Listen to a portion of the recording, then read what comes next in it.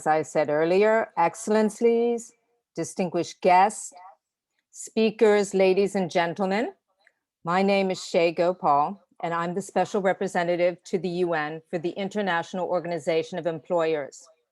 And on behalf of our partners, the Konrad Adenauer Stiftung and the UN Development Coordination Office, we are delighted to welcome you today to this important discussion on partnerships to build back better and achieve the SDGs.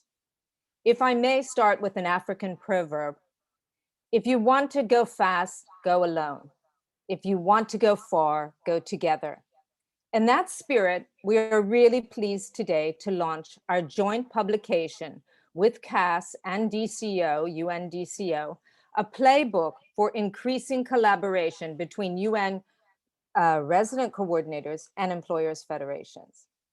What is the playbook? It is a guide for resident coordinators, what we call RCs, and employers, filled with recommendations, best practices, considerations for collaboration, and their unique roles. It essentially introduces RCs to employers and employers to the RCs, promising for those to come together to really help on sustainable development.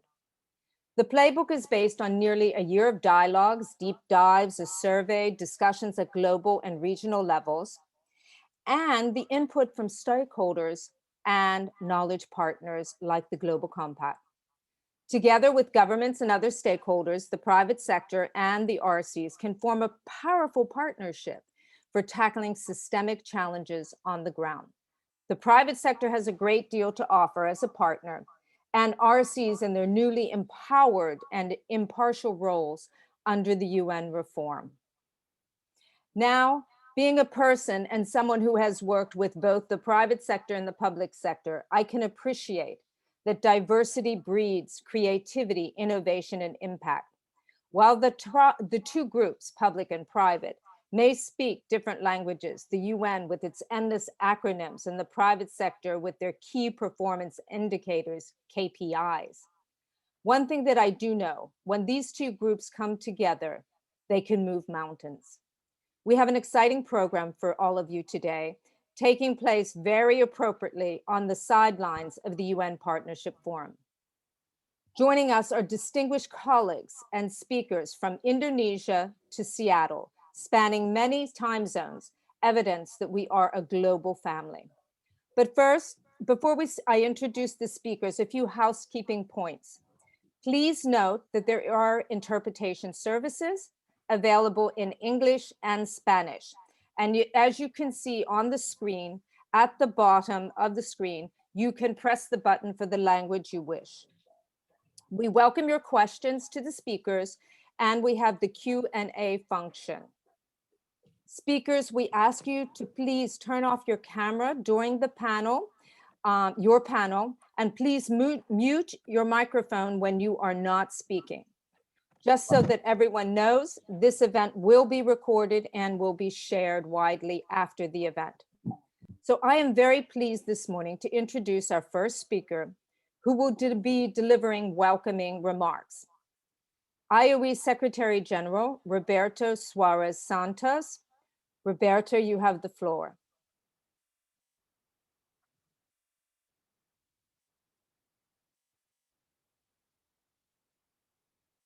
Sorry. Thank you very much, Shay. And I want to start also with some thanking words, important thanking words, I would say.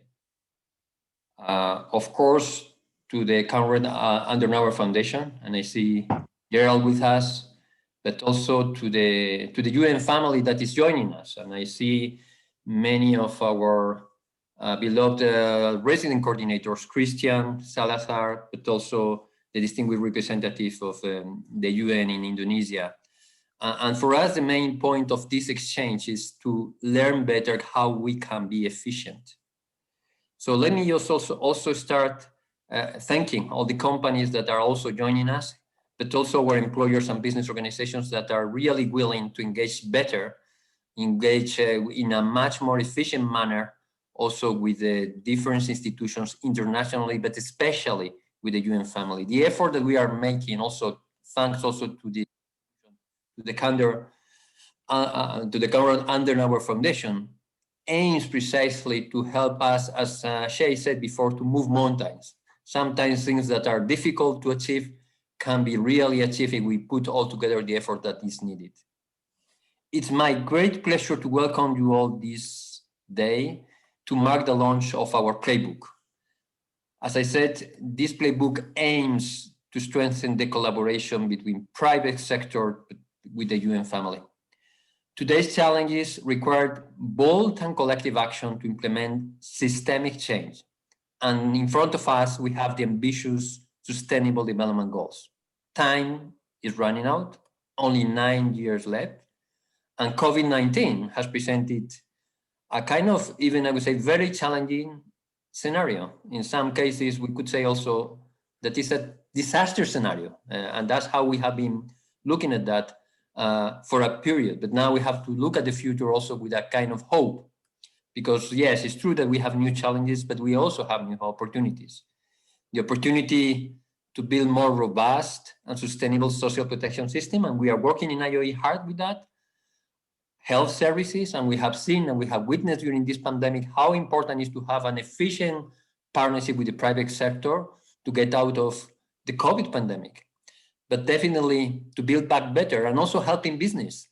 20% of many small and medium companies are at the edge of disappearing in many areas of the world. So we need a proper business environment also to produce better, but also to provide decent jobs. The pandemic has shown us the importance of public-private collaboration, from vaccines, from production of PPEs to socio-economic recovery, and again, for quick recovery of decent jobs. We all agree that the private sector is a crucial partner, and that's a message that has been passing on. And may I use this word also, being digested, which is not always so easy within many national and international scenarios and platforms. But I want to underline and I want to stress that the private sector collaboration is not just about financing and funding, which is an important part, but it's about innovation. The fact that you have companies that are really strong, creating, providing new alternatives, ideas, gives also a different output. It's also about expertise, the skills that you can find in many of the profiles in the private sector. You will never find them just in an easy manner in other parts of society. It's about technologies. It's also about providing different perspectives, including SMEs. So again, we are very grateful to CAS for the support on this important work, and also to UNDECO for helping us to bring the UN and the private sector together. We look forward to a rich discussion today on how we can translate that into action, into commitments. And we are very determined to get that, because now is the time to act jointly. I don't want to take much time. Thank you very much for listening to me. Thank you, Roberto, for those inspiring, welcoming remarks. And now I have the pleasure to introduce Dr. Wallers, Deputy Secretary General and Head of European and International Cooperation at the Konrad Adenauer Stiftung. Dr. Wallers, you have the floor. Yeah, thank you very much, Shea, for giving me the floor. Thank you very much, Secretary General Roberto Soares Santos, for your kind words as well with regard to the cooperation between the Konrad Adenauer Foundation and IOE. And I would like to thank as well your President Kirisepi, for the indeed excellent partnership we were able to establish over the course of the last years. And let me as well extend my thanks to the UN Development Coordination Office and Rosemarine Kalapurakal. And also please pass on our regards to UN Deputy Secretary General Amina Mohammed.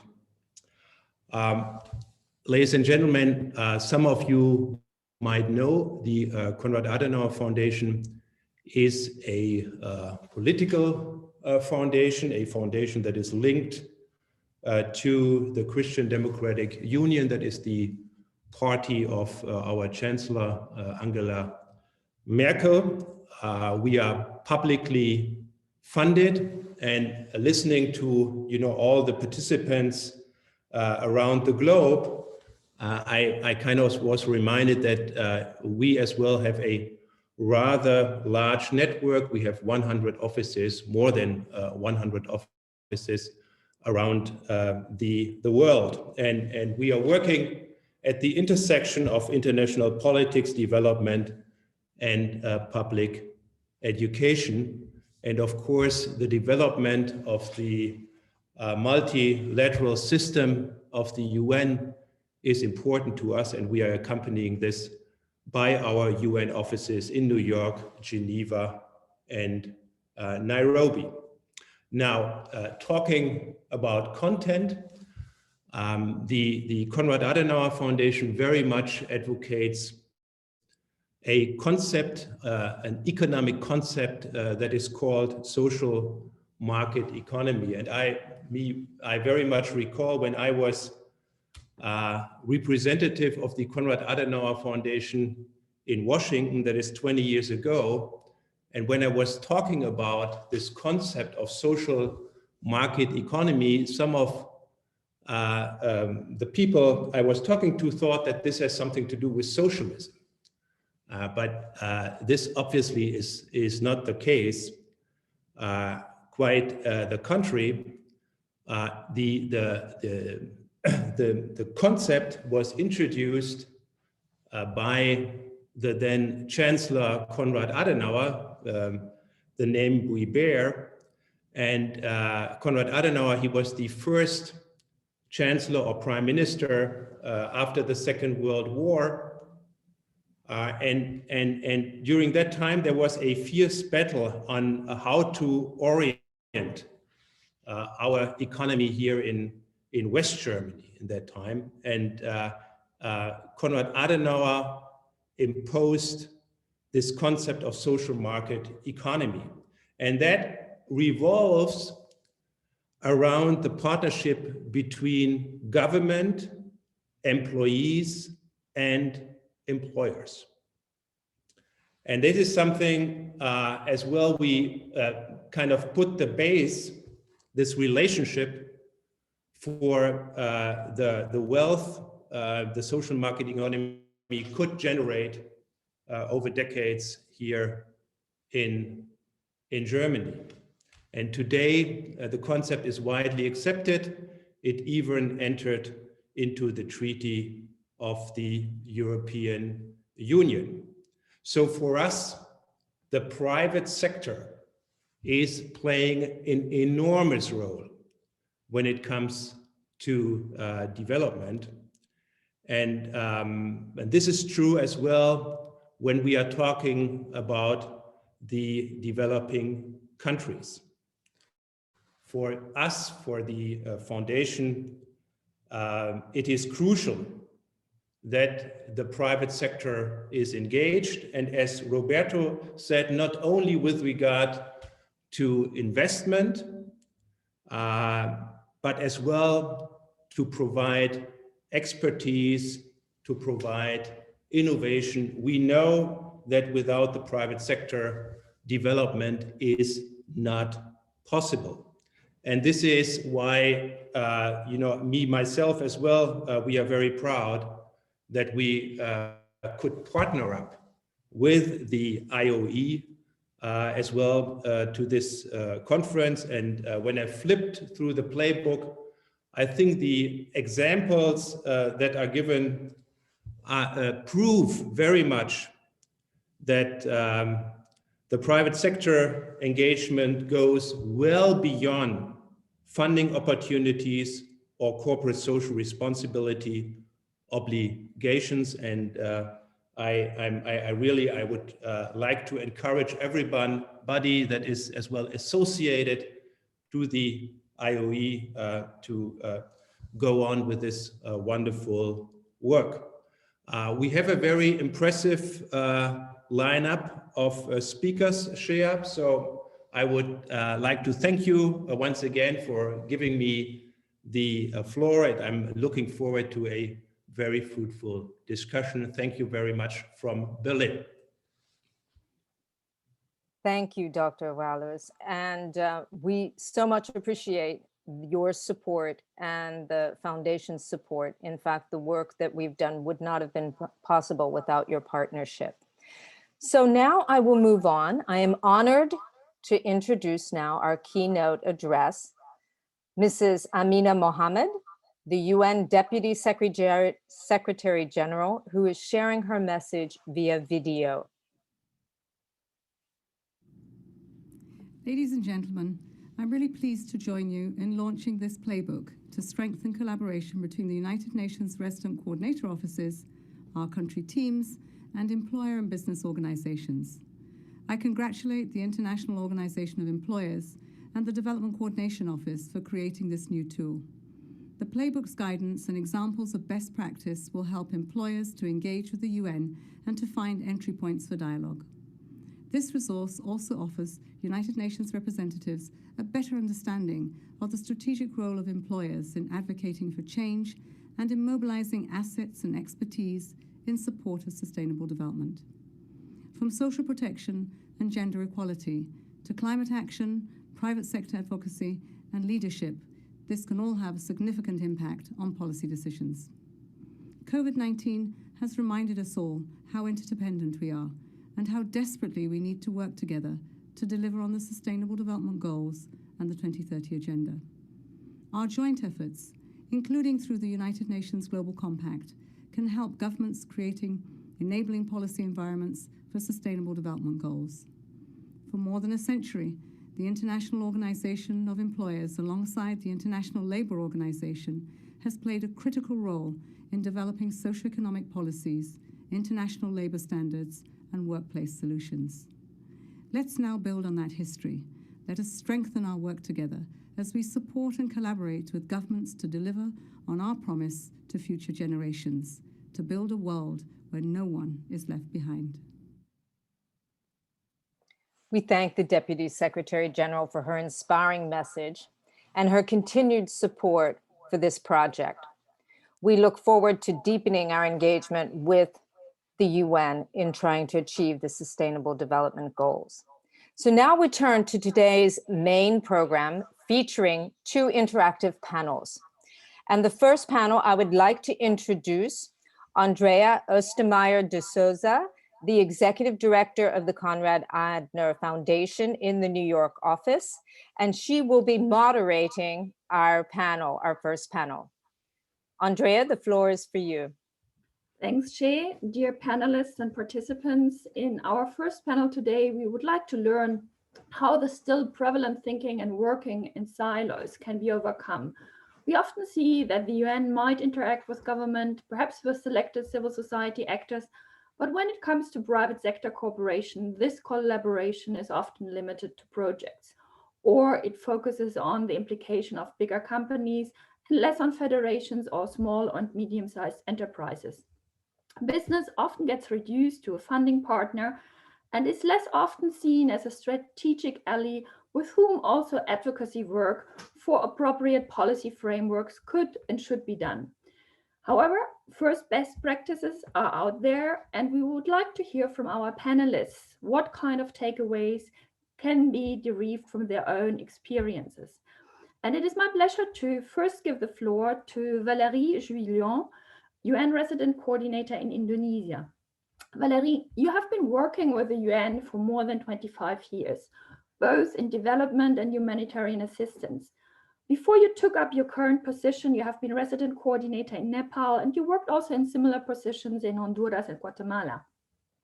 In your role as UN Resident Coordinator in Indonesia, what are you doing to bring business and employer associations to the table to be partners in the strive to achieve the SDGs?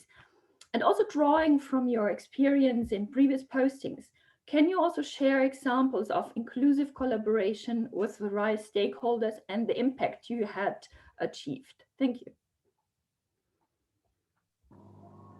Thank you very much for this invitation. It's a great pleasure for me to be here with you. I hope you can hear me and see me well. Good. I think I have 5 minutes, huh? That's it. So I have to keep my intervention short. First of all, I think, what I want to highlight, everybody knows it, but it's very important to understand that the SDG is not a UN agenda. It's everybody's agenda. It's the humanities agenda. But, I see the role of us, UN, in the field, in the countries.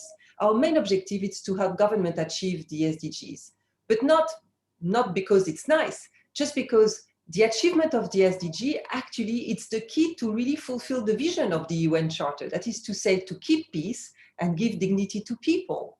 The SDGs exactly respond to that.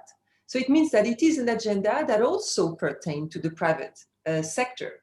And also what everybody knows is that we need a whole of society approach to achieve the SDGs. So here there is absolutely no secret. It's a very simple formula. So I would say, what we need first in order to have this dialogue and this collaboration, the first component really falls on the government. We need a committed government. And for instance, in the case of the government of Indonesia, it is really committed to achieving the SDGs in the sense that it pushes the SDGs at all levels, in all instances. The SDGs are localized in Indonesia. They are owned by provinces, by districts, by villages. I mean, imagine we also have a village version of the SDGs. Planning is adjusted. Tools are in place to monitor, to track, to fund. We have an SDG dashboard at the level of the Ministry of Planning to follow on each indicator. So that's very important. Without the commitment of a government, there is very little that can be done. Then the second element that I want to highlight is the necessity for us to speak to each other and to listen to each other. We need to understand the points of departure, our respective constraints, also our specific culture.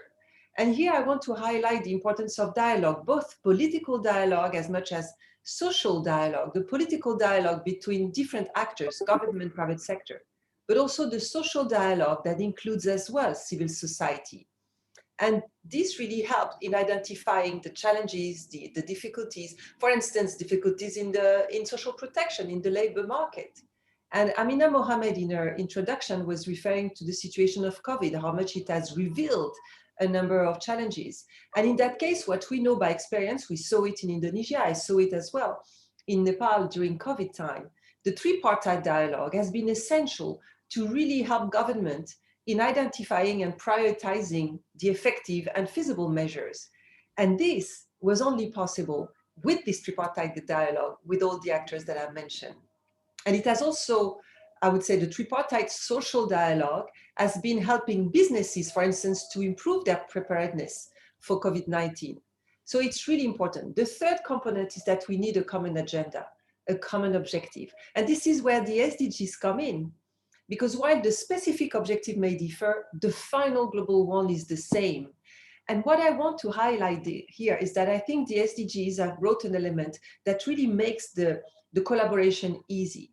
Because I think that through the SDGs, the world has finally understood that for one side to win, it doesn't mean that the other side has to lose. Because the SDG really embody the very notion of win-win. And even better, I would say the win-win-win. Government wins, private sector wins, people win, and private sector and the EBMOs not only drive economic prosperity for a country, but they also provide and have the capacity to create decent job opportunity for the working population. And the private sector has the key for resources, technology, innovative ideas. And through the common agenda, I think we share common values. And one value that I want to highlight here that also Amina Mohamed touched upon is the value of leaving no one behind. And what does it mean? It means really prioritizing human rights, dignity, focusing on the most marginalized. So we have evolved, if you want, from a culture of everybody has its own interest to a culture where we all have the same interest ultimately because we all win through that interest. And I think the fourth component that is essential is that the UN must really play its role as an honest broker. The UN can bring the parties together and we can use all the specialized expertise we have at the level of the development system to support the search for solution. We have a toolbox. For instance, in Indonesia, we have been working with almost all the parts of the government at national and local level, with all the ministries, and with the private sector. For instance, through the Indonesia Global Compact Network, the IGCN, we have been working on various issues. Take issue of business and human rights. We did that with UNDP and the IGCN. Business and child's rights with UNICEF, women empowerment with UN Women, water security with UNESCO, disaster risk reduction and preparedness with OCHA. And another example has been our engagement with APINDO. As one of the key constituents of ILO, APINDO has been engaging very closely with us in addressing issues like decent work, non-discriminatory workplace, industrial relationship, and creation of sustainable job. So during the pandemic, for instance, ILO and APINDO have been working very closely to address the impact of COVID in the business sector. So in sum, and I think I haven't gone beyond my 5 minutes, I would say there isn't let's say a secret formula to achieve that. It's just a very simple one. You need a committed and leading government. You need dialogue between public and private, a common agenda, and an honest broker, which is the UN. And I think that with that, we really have the good way of functioning. And this is what we have applied in Indonesia, because we are lucky in that we have the different parties that are involved and committed to this. Thank you. Thank you very much, Valerie, for highlighting these key ingredients for successful partnerships. And you also underlined the need for a committed government. And our next panelist brings in an executive perspective. And it is my pleasure to welcome Carmen Sánchez, President of the Agencia Nacional de Desarrollo in Uruguay, the National Development Agency. Carmen is an economist by training and paying also particular attention to entrepreneurial culture and the impact of medium-sized companies for economic growth. Carmen, your government has just received a grant from the joint SDG fund and set up a public-private partnership in order to support Uruguay's energy transition. How does your government engage with the private sector as a partner in sustainable development? Carmen. Muchas gracias, Andrea. En primer lugar, agradecer a la Fundación CAS, a la OIE y por supuesto a Naciones Unidas por esta invitación a participar y por este tan importante panel que estamos compartiendo hoy. Efectivamente, como tú mencionabas, Uruguay se enfrenta en la segunda fase de transición energética a fuentes renovables, ya que tenemos el 98% de la matriz de fuentes renovables, pero ahora deberemos avanzar hacia la transición de los actores de transporte y de industria del país a la energía verde, proporcionando acceso a tecnologías limpias e innovadoras. Por lo tanto, desde el Poder Ejecutivo estamos muy entusiasmados con el apoyo recibido por los fondos ODS, que será sin duda un aporte para la promoción de esta segunda transición energética en Uruguay. Se trata de un instrumento innovador que potencia el alcance y profundiza el impacto de las políticas públicas que estamos llevando adelante, y creemos que será un impulso relevante para alcanzar los objetivos de desarrollo sostenible que desde el país nos hemos planteado. En referencia a la vinculación con el sector privado, no concebimos el desarrollo de un país o de una comunidad diseñado desde los escritorios de la torre ejecutiva en la capital del país. Sin duda necesitamos trabajar codo a codo con el sector privado para conocer sus demandas, para que se apropien de los instrumentos y para que nos puedan apoyar en la ejecución y no solo ser financiamiento de las iniciativas. La Agencia Nacional de Desarrollo, a la cual represento, es una agencia pública que trabaja fundamentalmente para el desarrollo de micro, pequeñas y medianas empresas y también en promocionar a los emprendedores.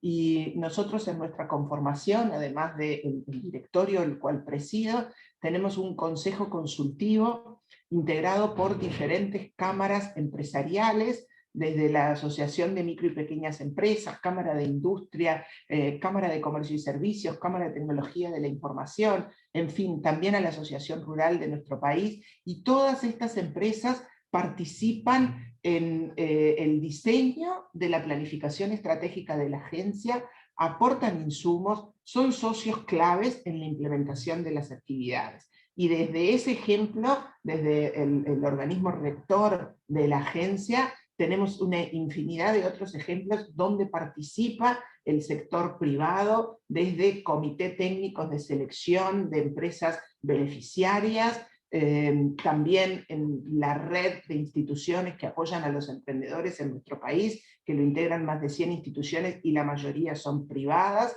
Tenemos programas específicos que surgen a iniciativa del sector privado y desde donde del Poder Ejecutivo nos sumamos a estas iniciativas. Uruguay tiene una tradición importante de colaboración entre el sector privado y el sector público, y también la academia, que creemos sin duda que es un apoyo fundamental en muchos de estos instrumentos que podemos estar diseñando para cumplir los ODS. Así que desde nuestra experiencia, no solo es necesario, sino que es una realidad que en nuestro país trabajamos muy en conjunto con la sociedad privada, y también la pandemia nos ha demostrado esta posibilidad de cooperar con el sector privado en Uruguay desde el punto de vista ya sea de test o demás insumos sanitarios. El sector privado se ha puesto al hombro para colaborar y trabajar en conjunto con el gobierno, desde desarrollos de aplicaciones o software específicos para hacer el rastreo de las enfermedades de COVID. Es decir, tenemos una experiencia muy fructífera y pretendemos seguir trabajando y continuando en ese sentido. Muchas gracias. Muchas gracias, Carmen. And it is encouraging to hear that your cooperation is not only limited to projects, but you also include stakeholders into the strategic planning processes. Thank you very much, Carmen. And with our next speaker, we are now turning our attention to the voices of the private sector. And first, Douglas Opio, Executive Director of the Uganda Employers Federation, will share his experiences in relation to the interaction with the UN on the ground. Douglas, the Federation of Ugandan Employers is an important stakeholder in your country. Last year, you celebrated your 60th anniversary and you have over 617 members. How have you cooperated with the UN so far in relation to the realization of the SDGs, and what have been key results? Thank you so much, Andrea. It's such a pleasure, and thank you to IOE and CAS for this invitation. In Uganda, we have been working with the UN for a long time, ever since we were basically established. But I just want to highlight a few lessons from our work. The first one is alignment to Agenda 2030 is critical. And this was also mentioned by the first panelist. But not an alignment with Agenda 2030, but alignment with also national priorities. In the case of Uganda, alignment to our National Development Plan 3, and then also our Vision 2040. So to have a proper engagement with a more global agenda in place, that's important. Secondly, this is the issue of dialogue, which has also been highlighted. For us, social dialogue is critical. So to have a dialogue framework that allows structured engagement on a continuous basis, as opposed to activity-based or project-based kind of engagement, is critical, so that results can be tracked over time and targets are agreed together in a collective manner. Thirdly, very critical, what we have learned is the issue of goodwill. In as much as we have specific interests given the different constituencies that we represent, we shouldn't lose focus of the bigger goal, which is no one left behind. So irrespective of what we aspire, what we want to achieve for our constituencies, we should never forget that. So those are some of the lessons we have learned. And out of that, we have been able to get some results. I just want to highlight 3 specific ones. The first one is the launch of the Women Empowerment Principles in Uganda. That was in 2016 in collaboration with UN Women. That was critical for us. And ever since then, we have been documenting good practices from the employers. So annually, we meet and take stock, have dialogue again, have speakers from companies sharing their experiences of how they're promoting gender equality in the world of work. Secondly, we have been using the same approach, dialogue, for us to be able to develop the Decent Work Country Program, so that we promote and drive this agenda of decent work as a tripartite. The tripartite structure has worked quite well as a result of that engagement. And then lastly, not least, the development of the National Action Plan on the elimination of child labor, which fortunately for us was just launched on the Labor Day, the other day by the president, but it's beyond just us working with the ILO, for instance, but also working with UNDP, the Resident Coordinator's Office. So those are some of the results I can highlight, but I can tell you there's a lot more. Thank you so much. Thank you so much, Douglas, for sharing your experiences and also highlighting that there is a need for a structured framework of dialogue. It should not be left to ad hoc meetings and exchanges. With this in mind, I would like also to move on now to our fourth panelist, to Zeynep Özbil, Director of Global Communications at Arçelik Koç Group in Turkey. Zeynep knows both worlds. She has worked for the UN, she has worked for the World Bank. So what are some of the projects where your company, your holding company, have engaged with the UN over the last years? And what have been also challenges in working with the UN and international organizations? What have you encountered? Thank you, Andrea. Hello, everyone. It's nice to be here. Henry Ford once said, coming together is a beginning, keeping together is progress, and working together is success. I think this pretty much sums up our journey working with the UN for the SDGs over the course of the last couple of years. I guess we can all agree that the issues we face today cannot be solved by one nation or one organization alone. So partnership has really been key. And at Koç Group and at Arçelik, we are committed to the SDGs and see UN as a critical partner in our ambition to create social and environmental value. Koç Group, as some of you might know, is one of the key industrial players in the world, and through its commitment to inclusivity and equality, the company has long been a UN ally on different platforms and projects. For example, in 2015, Koç became one of the global impact leaders of the He4She movement to battle gender inequality. And around 30 group companies, including my own Arçelik, have signed the UN Women's Empowerment Principles. At Koç, we strive to build an inclusive communication strategy that reflects our commitment to equality. And training communications and marketing teams is a key element of that, because communications has a huge impact in everything that we do. When I look at the corporation as a whole, I see that Koç brands in different sectors have all led initiatives on gender equality to reach this this objective in the SDGs. For instance, in automotive, when I look at that sector, special programs targeting low female employment numbers, in addition to setting quotas, widespread gender equality trainings aim to change not only the numbers, but also the minds. Arçelik is no exception in that regard, and we conduct programs and projects to disseminate the idea of gender equality among all our employees to increase awareness in this area. And most recently, last March, 2 months ago, really, we partnered with UN Women for our Equalize with Arçelik Summit, which is essentially an effort to bring together both private and public players to the table to address gender inequality. A new women's empowerment program, which aims to increase the number of women in production, engineering, and R&D, usually underrepresented, was also introduced during this program. And it will effectively train and repurpose existing female staff to these areas. It's really an effort to bring positive change in line with UN's Sustainable Development Framework and partner with a number of UN organizations on different projects and programs.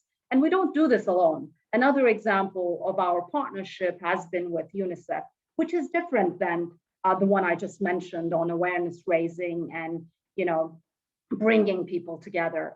In 2018, our lead international brand, Beko, launched a program with UNICEF as part of Beko's Eat Like a Pro campaign, addressing childhood obesity across the world.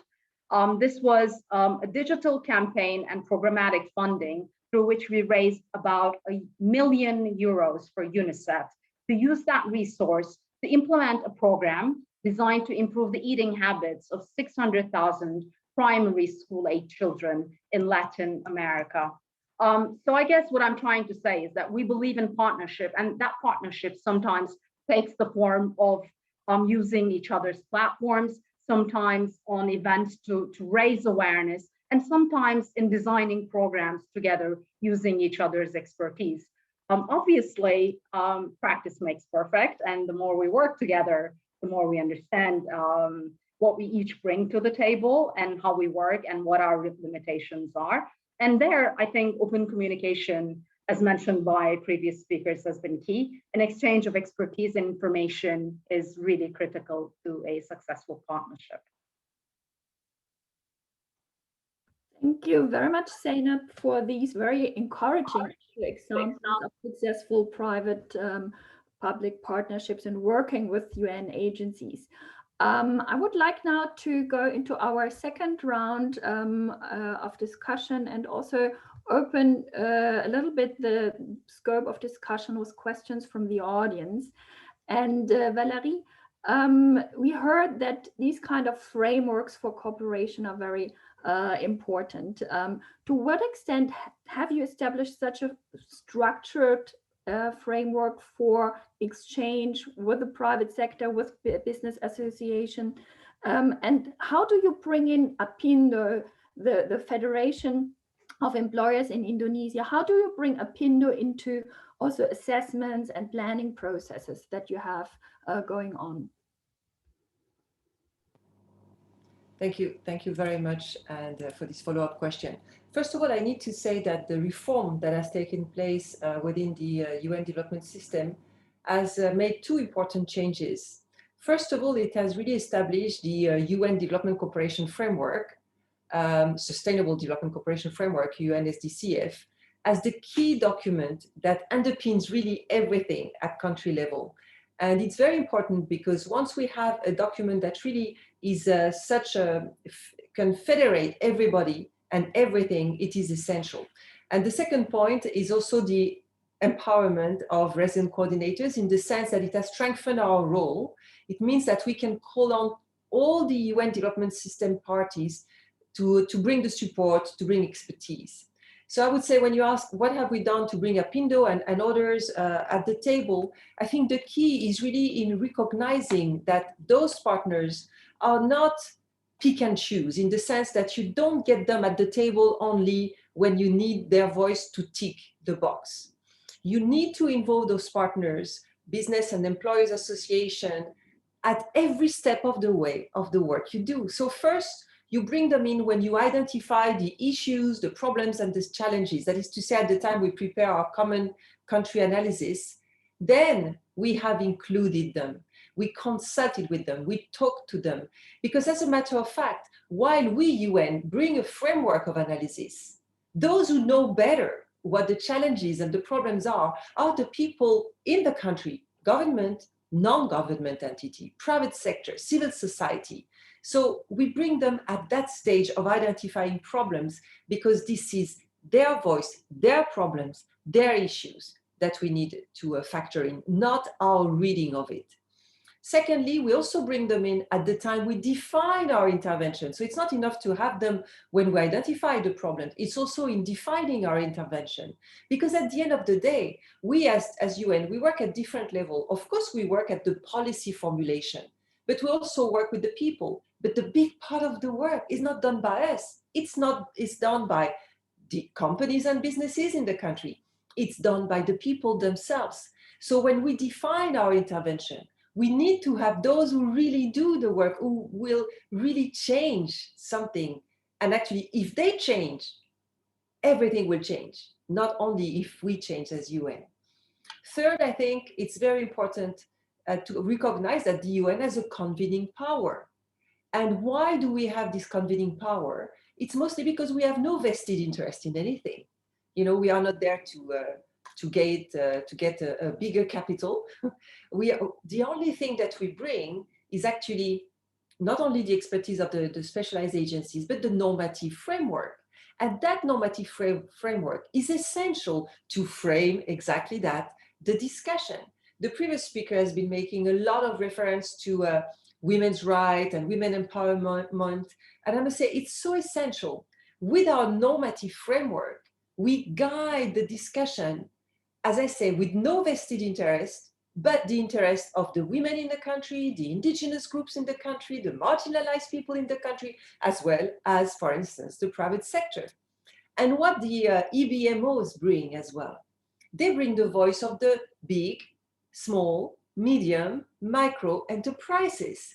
And they are all actors. So I would say our convening power is really essential to have all this. And the fourth element is that we also involve the partners and private sector in the implementation. And in that sense, it's to really work with them directly and really implement. We have multiple examples. I mentioned in my first intervention the work that we have been doing on business and human rights, on water security, on disaster management, on decent work.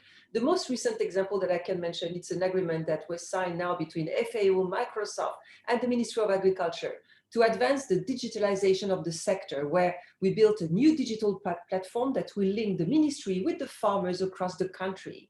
You know, and FAO has helped the ministry in developing its e-strategy. So all those elements are important.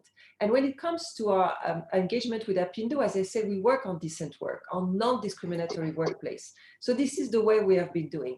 I stop here because I think I've passed my time, but thank you very much. Thank you, Valerie, very much. That these are excellent examples where I think a lot of our participants can take from. One question from the audience is going into the kind of support rendered for small and medium-sized enterprises, and particularly for startups, because quite often they are lacking the financial basis, and particularly in times of crisis.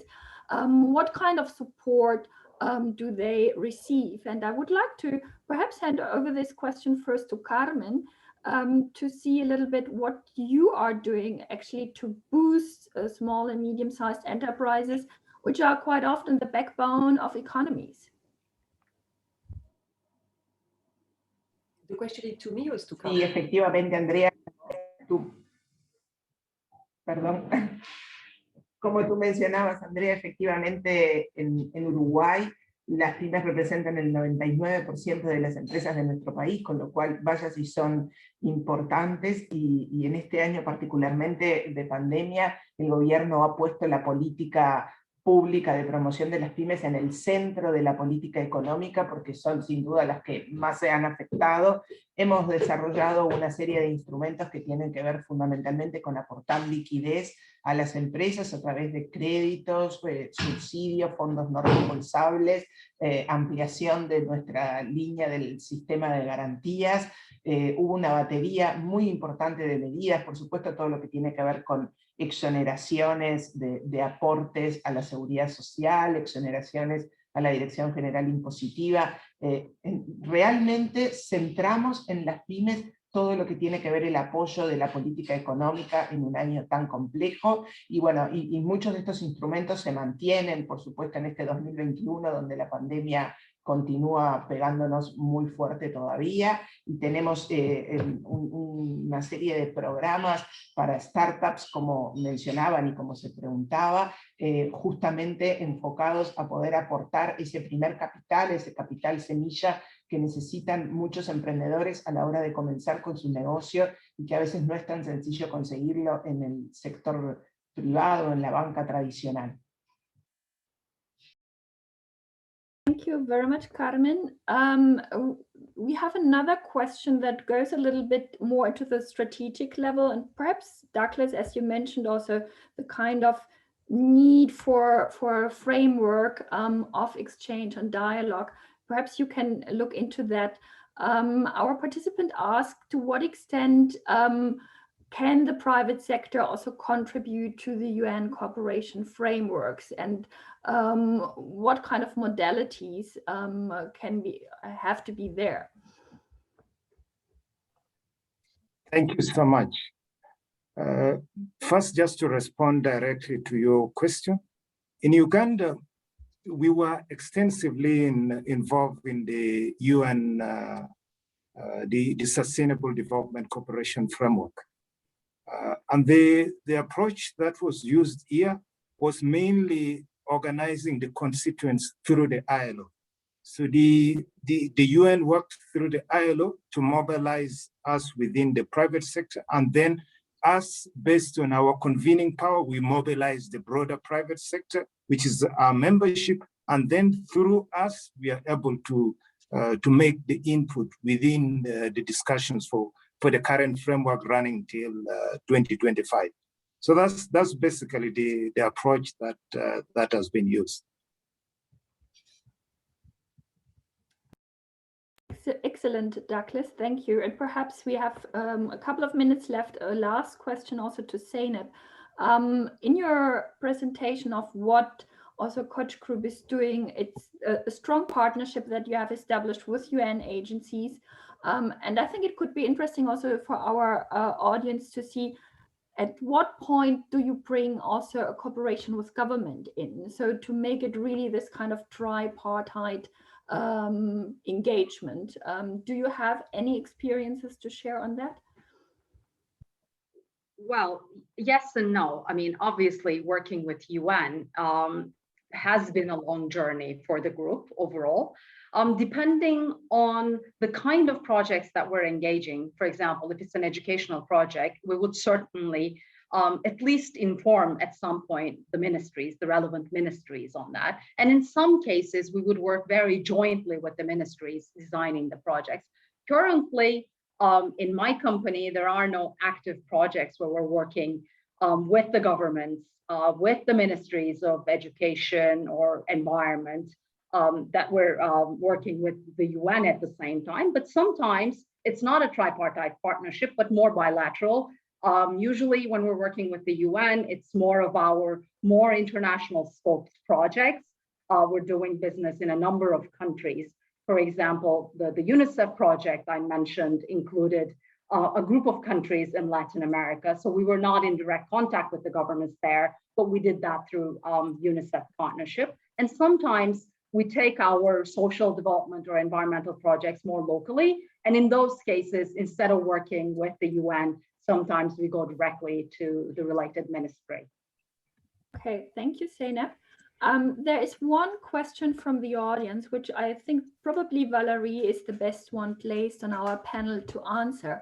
Can the UN and IOE work together to formulate a UN private sector engagement guideline, which should be a common policy work, highlighting also then the mechanisms, the responsibilities of parties in setting up an effective partnership for all? I know this is certainly the kind of best case scenario IOE would like to achieve, but how feasible is it in the UN context? Would it make sense, also considering the diverse environment we are maneuvering in, and where could be the bottlenecks also within the UN system? Thank you. Well, I think that, we have already somewhat a certain framework, because when the UN developed the Global Compact, it was with this in mind, to have a mechanism and a framework for the collaboration between private sector and the UN. So I would say certainly what we have established with the Global Compact can be further enhanced while looking at all the inputs that IOE could bring in. But I think we have already, with the Global Compact, a very good basis to start. Because at the end of the day, what made this partnership essential, once again, is that it's a win-win situation where, for instance, I would say, when we collaborate with the EBMOs, as we call them, they bring a lot of information and data that help us in designing better strategy. And we bring, as I said in my previous intervention, we bring some norms, some values, some framework that really help in setting the stage. They bring the experience from the different layers of intervention at private level, and we bring the capacity to analyze it and extract from it. And with the Global Compact, what we have been doing, for instance, a lot, it's really a work on policies, on rights, on empowerment. And I think it was essential because if we don't have a framework of rights, we will not achieve something different. And you see, when I mentioned the leaving no one behind and the fact that we have a common agenda with the SDGs, the leaving no one behind brings a set of values that is really essential for the work we do together. Because if we don't have a common set of values, then we can't be partners.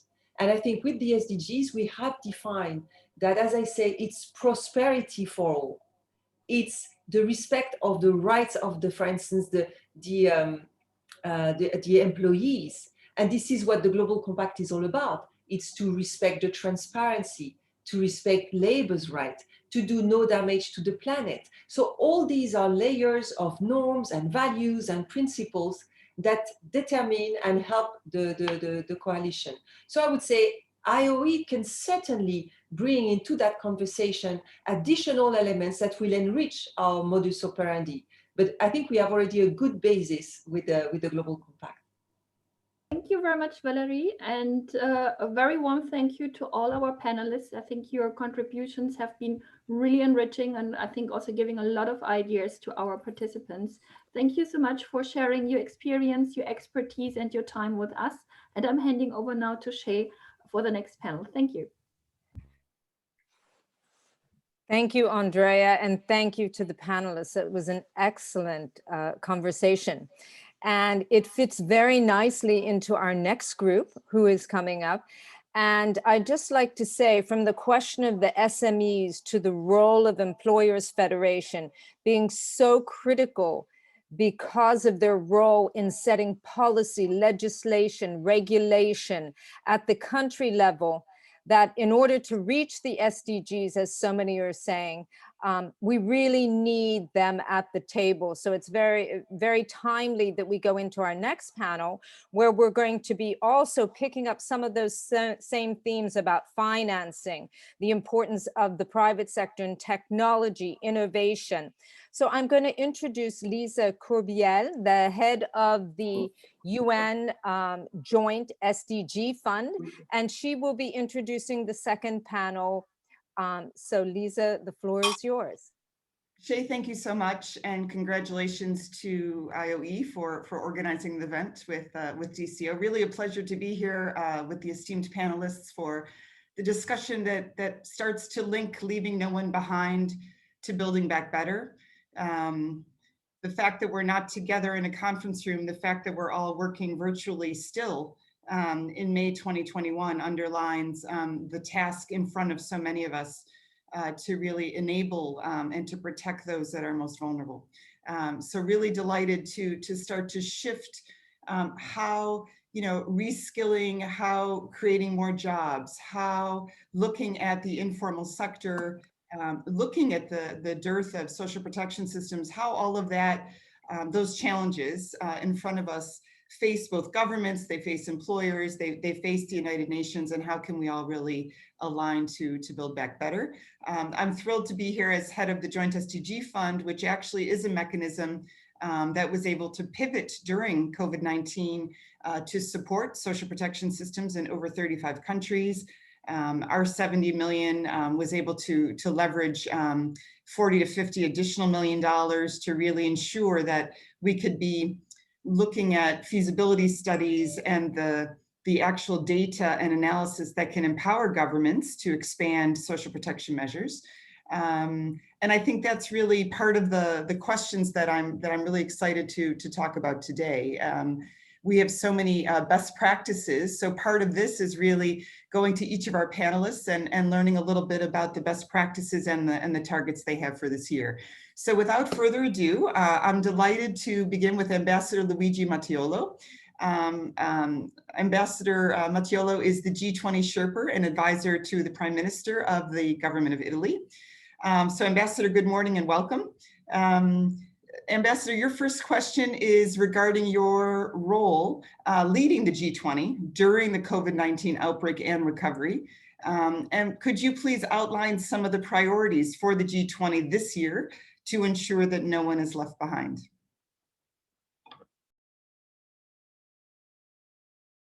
I'm afraid you're still on mute, Ambassador.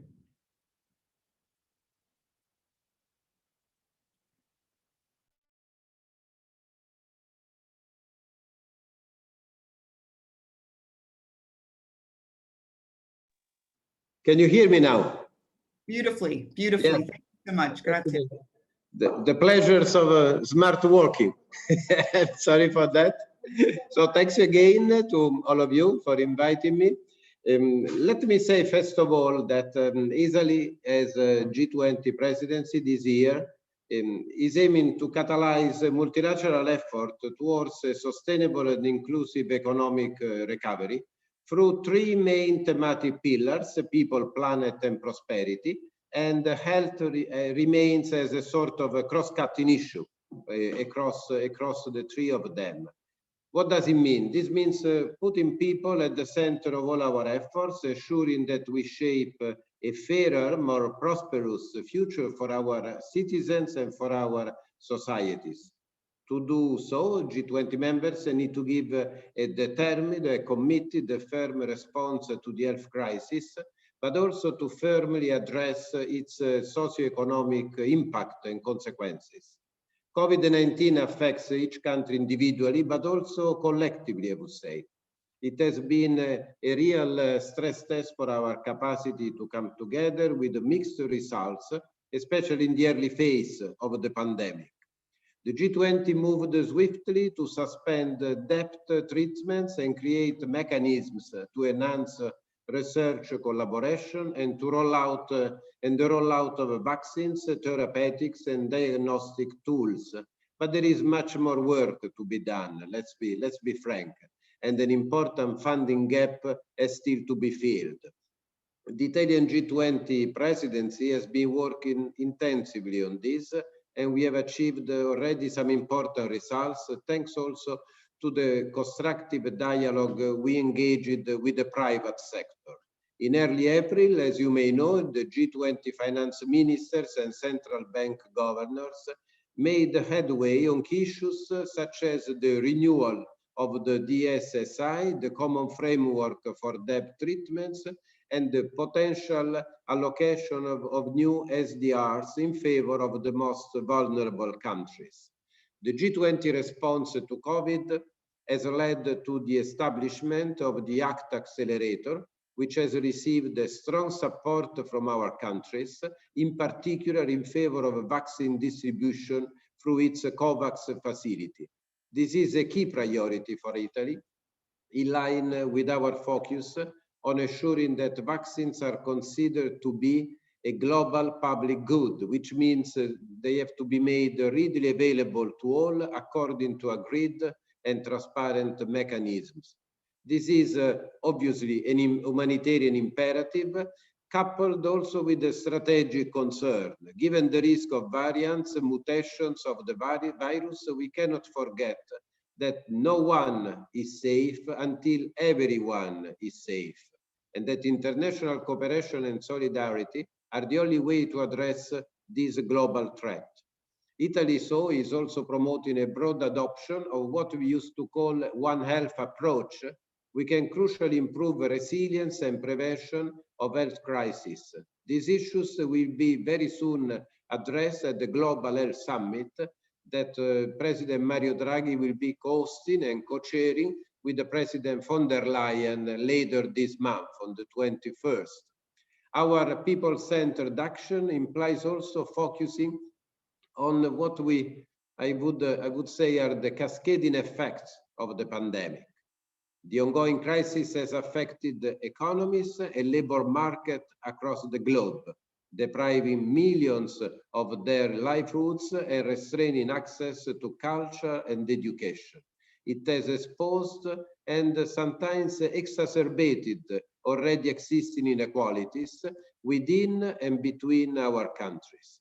This is why we place particular emphasis on supporting those groups hardest by the pandemic. particularly youth, women, and precarious workers. We are also working on increasing the resilience of micro, small, and medium businesses worldwide, and on helping them participate in the global supply chains. We have also scaled up the attention given to the pressing problem of uneven economic development between nations through a number of approaches interconnected among them. This includes work on food security, on the role of intermediary cities, sustainability, debt, resilient infrastructures, with a strong focus on achieving the SDGs, which remain the guiding light for all G20 action on these issues. So I hope that, although briefly, I gave, this is not only a list of priority, but I want to see also an idea about how they are interconnected, since the threat and the risk are equally interconnected. I thank you. Ambassador, thank you so very much. Indeed, the leadership of the G20 is well presented here, and I think the range of issues is a perfect segue to our regional director for Latin America and the Caribbean. I'm delighted to introduce Christian Salazar, who is, of course, representing all of those countries as regional director for the UN Development Coordination Office, and certainly is sort of on the front lines, if you will, battling so many of these issues. Christian, welcome and good morning. So your first question is regarding to how you've been on those front lines of bringing employers to the table at the UN in Latin America. Have you seen any opportunities, any positive changes in this collaboration? And if you could share any examples with the audience of how this might be an example of best practices for other regions. Many thanks. Well, many thanks, Lisa, and Shea, Roberto, and everybody. Hi, good morning. Pleasure. Thanks for having me here. Let me just start by saying that the operational environment to advance Agenda 2030 in Latin America and the Caribbean has changed dramatically. I mean, just now, a few days ago, The Economist reported that LAC's economy shrank by 7% last year. This is more than double in the world average. 2.7 million businesses have closed during the pandemic. The number of job seekers has increased to over 30 million. We're talking here only formal sector, and you know many economies have a very, very large informal sector. So our Economic Commission for Latin America, ECLAC, and the Caribbean has projected the largest recession in 120 years coming, significant slide back into poverty, and a possible stagnation or regression of many SDGs. So the challenges we're facing to advance Agenda 2030 in this region are huge, and a crisis of this magnitude cannot be solved very obviously by governments alone. It needs all hands on deck. It needs all stakeholders to stand together. It needs a broad-based social and political consensus about the way forward, and the private sector is an essential player in this endeavor. So this unprecedented impact of the pandemic in this region means that decision makers cannot stay in their traditional comfort zones or guide their decisions by well-known, well-loved, long-held beliefs.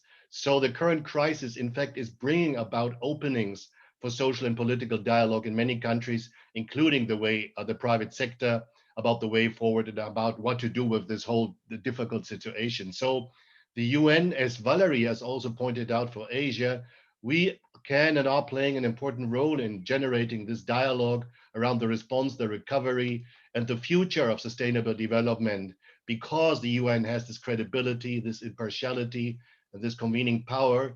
And especially this is important in politically polarized environment, of which we have quite a few in our region. So we teamed up basically to foster the dialogue exchange between the EU and the private sector. My office, the Development Coordination Office for Latin America Caribbean, worked with IOE and the Konrad Adenauer Stiftung, closely collaborating with ILO. It's very important for us to have ILO closely on the side on these type of endeavors. And we organized 2 strategic dialogues between the business associations of the region, senior executives of larger companies, and their UN resident coordinators here. That's the advantage of the teleworking, because you can put these things together much quicker and much easier than when you have to organize a big presential conference, and all of these kind of high-level executives are now kind of working around calendars for teleworking. So we could put this together. These encounters focused on the role of the private sector in the socio-economic response and recovery and on social protection, and came up with a number of shared policy recommendations on social protection and a call to business associations and resident coordinators to conduct similar dialogues in their countries. In our region, we have many very good examples for years now of collaboration and dialogue between the private sector, UN. So we're not starting from zero at all. And one example, for example, is in Colombia, where the UN-led business call to action supported the development of a tool to analyze data on private sector contributions to the SDG, and through joint work supports the Colombian government to develop an integrated national financing framework for Agenda 2030.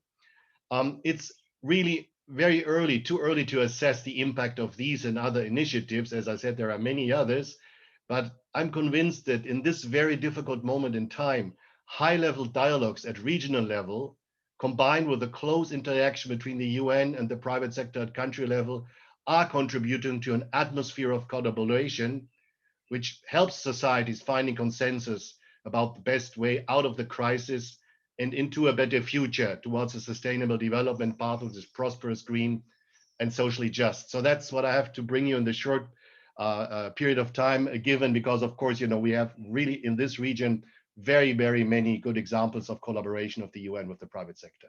Back to you, Lisa. Excellent, Christian. Thank you so much. And again, we always value the reality of what's happening in the field, where the real issues are presented so vividly. So thank you for that insight, and we'll hopefully loop back for more time also. Our next panelist is Mr. John Frank, who is Vice President of UN Affairs at Microsoft. Welcome very much to the panel. And John, we all know that Microsoft has a global footprint and is present in almost all countries throughout the world. So could you please share with us some of the innovative partnerships where Microsoft is engaged with the UN, with employers, other stakeholders in tackling social challenges and the SDGs? Thank you. Over to you. A year ago, we created a UN Affairs office in New York as precisely to focus all our many engagements around the world with the UN agencies. So we have a team in New York as well as Geneva and Seattle working to sort of across Microsoft on these initiatives with the different teams within Microsoft who are more deeply engaged. As we think about growing the economy back, one has to recognize that, at least in the United States and Europe, the percentage of economy, the percentage of GDP that is going to be digital technology over this decade is going to grow from 5% to 10%. It's just an incredibly important part of the economy. And so it becomes even more essential that we address the digital divide. And so we've been very focused on how do we create multi-stakeholder initiatives that will help advance closing the digital divide. And the digital divide exists everywhere. New York City, we found that when children moved to online schools, there were many children that didn't have access to broadband to be able to participate. And of course, half the world isn't even under the coverage maps for access. So we've been trying to work with a group of others to listen and understand and participate in a discussion about what does it take to address the digital divide. And we come up with kind of three broad categories. The first is the connectivity piece, which is traditionally what people have focused on. And there, what we haven't done a great job on is enough focus on affordability. People are covered by GSM, but they can't afford it. And we need to find affordable solutions and affordable devices for people. We've worked to create some technology that we call TV white space, which is using essentially super Wi-Fi using the radio frequencies that would be between television channels. And so whereas a Wi-Fi may be able to reach 15 meters, super Wi-Fi, this TV white space facility, can reach 15 kilometers and can provide broadband access at a much lower capital cost for a lot of people. And so it was originally, we deployed it in Kenya, but just this week or last week, we had the first full-scale deployments in Ireland, and other we've deployed it in the U.S. as well. We actually don't deploy it. I should just be correct. I mean, we make the technology available for free. People can deploy it, and it's just one of many solutions. But we need to be looking at lower cost solutions. Low Earth orbiting satellites, over the next few years will become more common, and they may provide a great solution. But we need to focus on affordability. The second piece is usage. Do we have equitable and effective usage? And right now, our coverage maps show that everybody has access, but in fact, people are not using it. And focus on usage, not coverage, as the measure of success will be incredibly important. Now, as we look at, and just, I guess with this audience, just particularly mention, countries have to ask for affordable solutions, and we need to get regional development banks to fund it. Latin America has actually been more, I think, probably most successful at getting funding to take these projects to scale. But in Africa, there are certainly groups that are, are experienced in this and ready to go to scale. We need to get regional bank funding. Secondly, people need to have digital skills and literacy, because otherwise this just doesn't work. I mean, theoretical coverage is one thing. So we've been partnering with governments to focus on job skills and digital literacy. And so, we had set a goal of originally 25 million people around the world that we wanted to touch with digital skills, with a minimum of 10 hours, but sometimes like 18 months of skills training. And we've now upped that to 40 million people. Again, it's a partnership model. I think one of the things we've learned is that for our skills training programs to be successful, we know a certain curriculum, and we can create a learning platform that's good for low bandwidth, offline, online. But for it to be sustainable, governments need to be supportive of it. And so that's what we've been working at really around the world.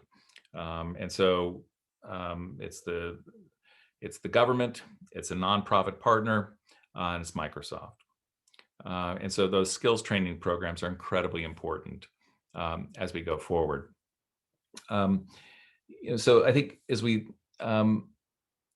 there's a sense that we all agree the digital divide is important to address.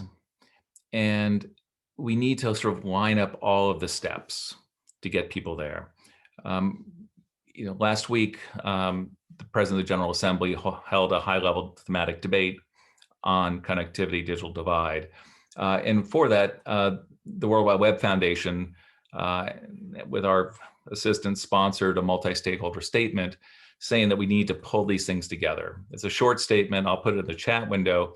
But we've got about 40 leading people in this area who are the initial signatories. It'll grow, but from Achim Steiner, UNDP, to Cecilia Bonfeld, who's the director of Digital Europe, to the president of the International Chamber of Commerce, a mix of government and business, because we've got the capability to address the digital divide.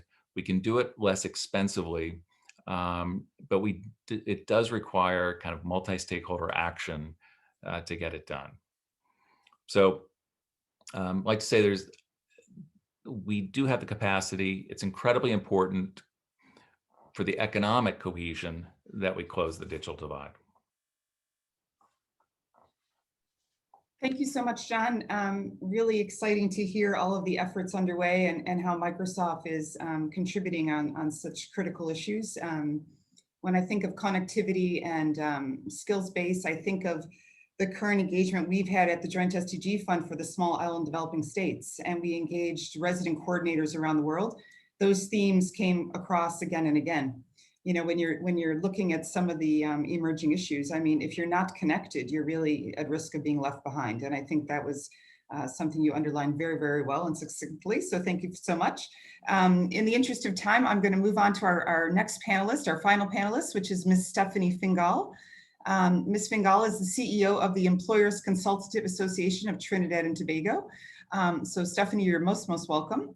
And the first question to you is, why do you think employer federations are uniquely positioned to assist in meeting the many social challenges that are including achieving the SDGs? So broad question, over to you. Thank you.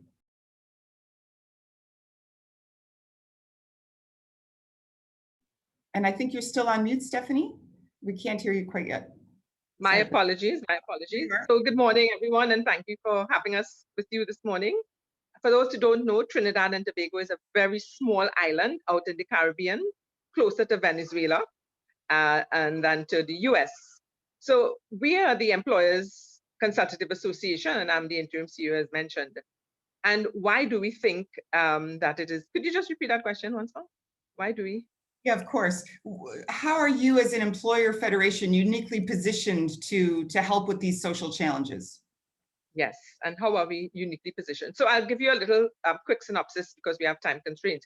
When the pandemic started out in the world, in the wider world, in China and so, we as an employer organization, we started to listen and be aware of what was happening outside and quickly decided to write our proposals and so for attention by the government.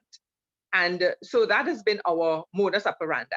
Our approach has been always to look at what is happening, look at the high agenda items, things that will directly impact our society. And we do a lot of lobbying through writing to the Ministry of Labor, the different departments, planning and so. We also engage a lot in consultancies with international consultants hired by the UN, by the ILO, and we make our very candid contributions through these means. We also directly consulted in changing in legislation, in the labor environment and things like that in Trinidad and Tobago. And indeed, I would say when the pandemic came, a lot of our proposals, particularly for SMEs, our organizations deal a lot with SMEs, we represent them mainly. We were able to have a number of our recommendations introduced and supported by the government and even by some of the private agencies, for instance, accommodations by the banks and so. So as an employer organization, we have about 600 members in our organization. But of course, we also serve employers throughout the country. We are also able, and through the ILO, we have great support through the ILO in engaging with unions. And of course, you know, unions impact workers and workers are part of society. So employer organizations that really collaborate, in our case with the ILO and with the labor unions, we are also on tripartite councils. There is the opportunity to impact government and to help the society, you know, in maintaining sustainable development. A problem we have, however, is the limited knowledge among a number of our employers, as well as the average man in the street about the SDGs. And we have raised this again through our own consultations with the Ministry of Planning in our country, with the ILO, through the UN. And I believe they have started in a number of cases to really, you know, spread the news and to educate our population. So we understand that from where we sit, we are, through our employers, we know the crises, we know the difficulties that employees experience and even employers in managing those crises. So we are well positioned and we take it up seriously. And we have a very democratic environment here where we are indeed invited to help revise legislation, as I said, and to even formulate legislation, and to even have some of our members sit on national boards. So our National Insurance, our Social Services Board, our Accreditation Council, our National Training Agency, and a number of other important boards, OSHA, for example. So we do have that opportunity to influence, change, and to have employers' voices heard in the interest of the wider society. Excellent, Stephanie. Yeah, thank you so much. So critical to, again, see how these interfaces are happening at country level, how organizations like yours are facilitating that dialogue. We're very close to our timeline, but we've been graced with a few moments for one question. John, this one to you from the chat. It says, excuse if you've already explained, what was the driver behind Microsoft opening an office to pursue UN affairs? And what is the long-term ambition of that role for the company? Thank you. Well, I think we've seen, the issues that we've been working on have been multilateral and multi-stakeholder. And to be honest, when we made this plan, there was at least one major, the United States government wasn't so supportive of multilateral issues. But whether it's on cybersecurity or digital safety or environmental sustainability, areas that we are working deeply in, we believe that multilateral institutions and engagement, inclusive multilateralism with corporate engagement and civil society are incredibly important to our success. And so with that idea, it kind of grew out of the success of the Paris call, the Christchurch call on terrorist content, and our other efforts, as well as our longstanding work with UNHCR on refugee issues over 20 years, our skills work with UNICEF over many years, and UNESCO. And so it's our commitment to supporting multilateral solutions. We believe that there's a tremendous opportunity to bring, to achieve the SDGs by bringing corporate, kind of figuring out how the gears of corporate world fit with the gears of the multilateral world, multilateral institutions like the United Nations. And so we believe we can help the United Nations be more successful. And really, that's our goal. Excellent. And we certainly welcome that. I think it's been said before that we really do need strategic alliances to meet the amazing challenges of the goals. And with that, I thank all of the amazing panelists on panel 2. And Shay, I hand back to you. Thank you so much, Lisa, and to the panelists. This was a really interesting dialogue. And there have been some questions also raised and about the whole issue of the Global Compact national networks, where in many cases, the IOE employers federations are actually housing and hosting those networks. So at the global level and also at the local level, it's so important that we work together and trying to bring the employers and the private sector together. So now from commitment to action, how do we ensure partnerships between the public and the private sector are solidified to ensure the SDGs are achieved? Who better than to speak about this, the chairman and president of IOE, Earl Gurasepi, and also from the UN side, Brian James Williams. I give the floor to you, Earl, for some concluding remarks. Thank you, Shay. Excellencies, distinguished guests and colleagues, thank you all who have joined us for this timely and important dialogue as we launch this new publication, a playbook on fostering collaboration between the UN resident coordinators and the private sector, particularly employer organizations. On behalf of my colleagues at the International Organization of Employers, our partners at Konrad Adenauer Stiftung, and the UN Development Coordination Office, I would like to express our gratitude to Mrs. Amina Mohammed, the Deputy Secretary General of the United Nations, for her message as our keynote speaker and all the other distinguished speakers. COVID-19 has set us back. The achievement of the Sustainable Development Goals by 2030 was already in question before the pandemic, but now we will have to work harder than ever to make them a reality. All crucial stakeholders must join forces, governments, the UN system, employers, workers, and civil society, among others, to contribute their resources, time, expertise, and valuable perspectives to not only recover, but to rebuild better, rebuild sustainably, and achieve the Agenda 2030. Employer organizations, being the representative and legitimate voice of business at the national level, are deeply involved in national policy-making processes and bring with them diverse business perspectives with constituent companies of all sizes and sectors, including SMEs, to bring a more dynamic and nuanced view of the business landscape. We hope that the playbook is helpful to bringing together the resident coordinators and employers who we see as the natural partners for the SDGs. And just as we champion for collaboration, we are practicing what we preach. With our valued partners in this endeavor, KAS, UNDCO, and others, such as the UN Global Compact, we will deepen our collaboration, continue with additional dialogues and knowledge sharing, but also pivot to action.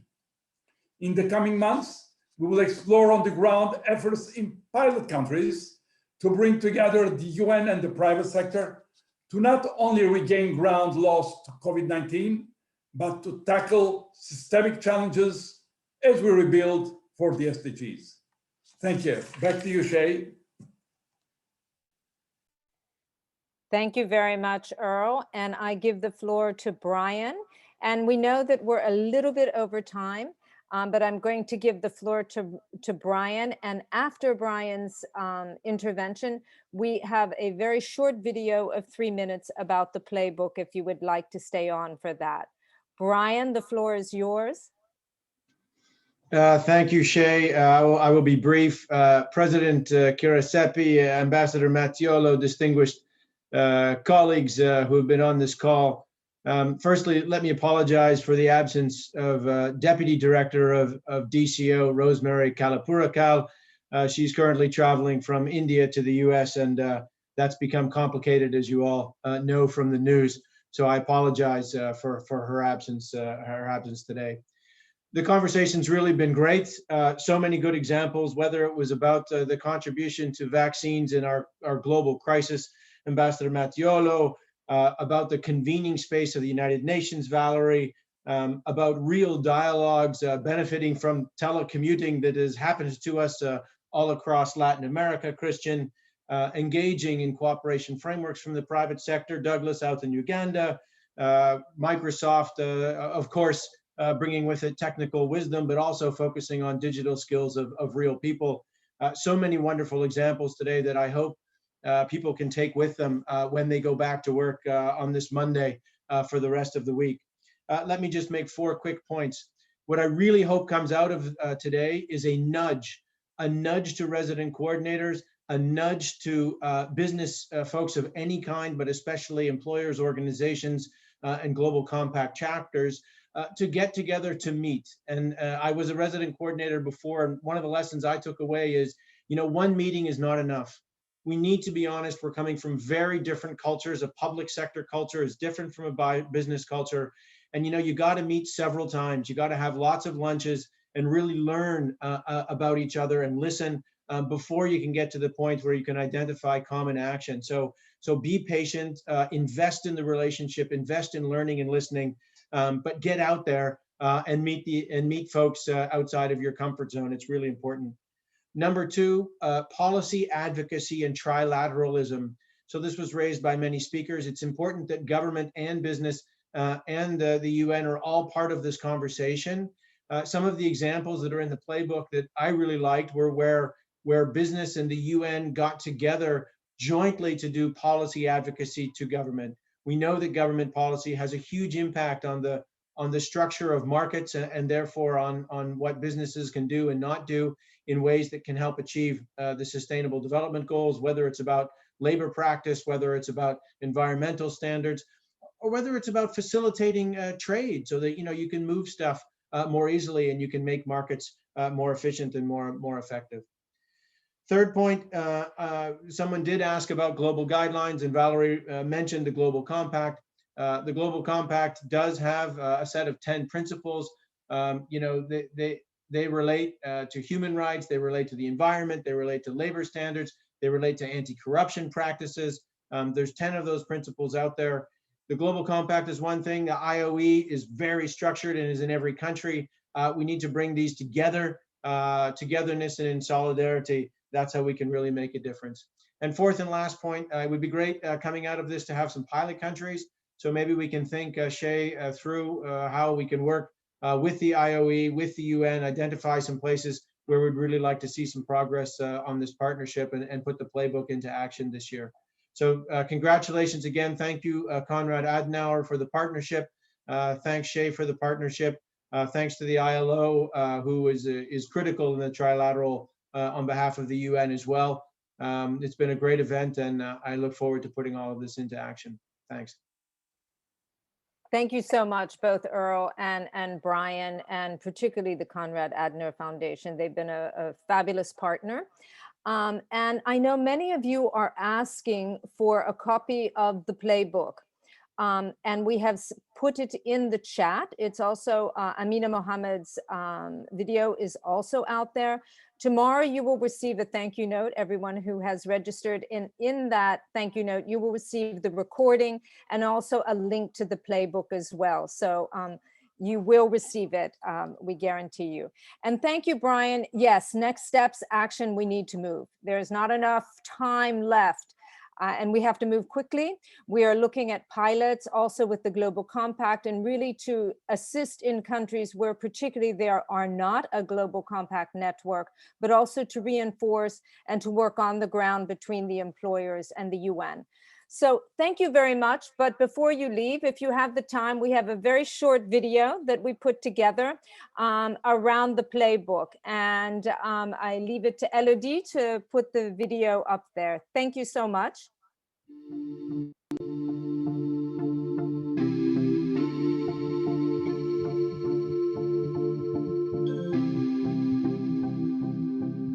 For us as Konrad Adenauer Stiftung, it is important that multilateralism in the 21st century moves beyond mere intergovernmental relations.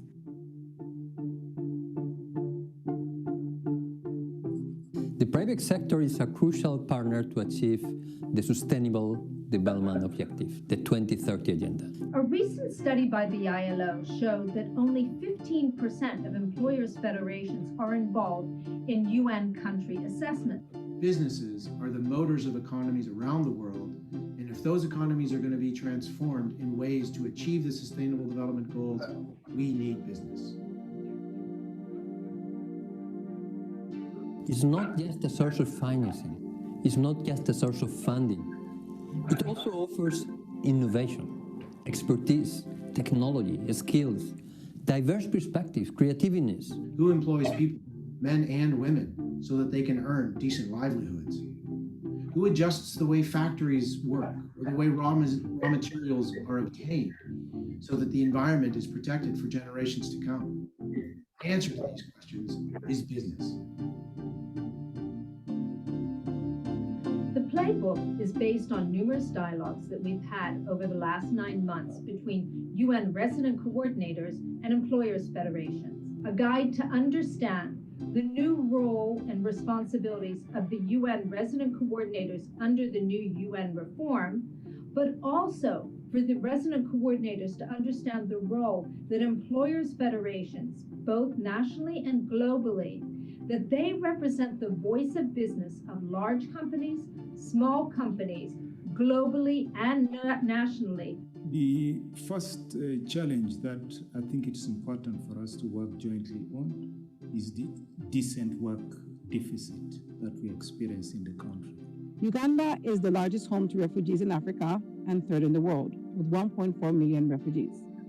As a result, the World Food Programme has had a partnership with Equity Bank, trying to make sure that cash transfers were made available to the refugees and the host communities as part of financial inclusion. Improving coordination in the interventions that we have had. We began by making sure that when we were developing the UN Sustainable Development Cooperation Framework for Uganda, that for the first time, the private sector was part of it as partners. Within a given time frame, then we have to have dialogue which is consistent, that allows us to get the results we want. It's important to have engagement, direct engagement with the resident coordinator. In the framework of our cooperation with IOE, we will extend the dialogues between UN resident coordinators and the private sectors to Africa and the Asia-Pacific region. Only in this way, we will be able to build back better. The other lesson I need to put across is the issue of goodwill, to appreciate that we are all working towards the same goals. Today's challenges require a much more systemic and ambitious change in regulations, in policies. The employers and business organizations are key players to change these policies, to implement them effectively. Let's commit all together, but let's act jointly. All around the world, UN resident coordinators, employer federations are sitting down together, building conditions and finding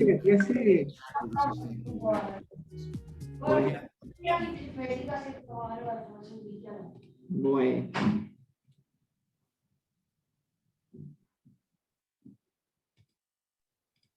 I'm sorry, I believe it's been, there was a mix-up, and the video did not stop, but it's late. We'd like to thank you all for joining us today, and we will send out the video to you tomorrow as well. So thank you very much. Stay safe and healthy.